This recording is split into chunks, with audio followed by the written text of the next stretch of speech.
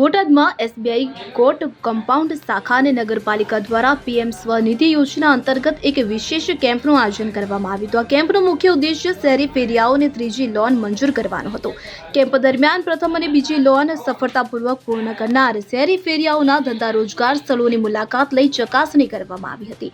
ત્રીજી લોનની મંજૂરી માટે આ પ્રક્રિયા આવશ્યક હતી અને પીએમ સ્વનિધિ યોજના કેન્દ્ર સરકાર દ્વારા પ્રાયોજિત છે, જેનો હેતુ નાના શહેરી ફેરિયાઓના વ્યવસાયને મજબૂત બનાવવાનો છે. આ યોજના હેઠળ લારી ચલાવતા પાન ગલ્લાવાળા, કેબિન ધારકો અને રસ્તા પર બેસીને વ્યવસાય કરતા ફેરિયાઓને નાણાકીય સહાય પૂરી પાડવામાં આવે છે.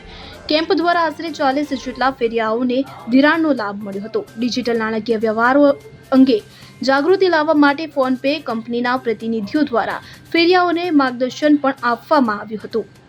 એસબીઆઈ કોર્ટ કમ્પાઉન્ડ શાખાના લોન ઓફિસર જયેશભાઈ ઉપસ્થિત રહી ફેરિયાઓની યોજના વિશે સચોટ માહિતી આપી હતી અને તેમની શંકાઓનું નિવારણ કર્યું હતું.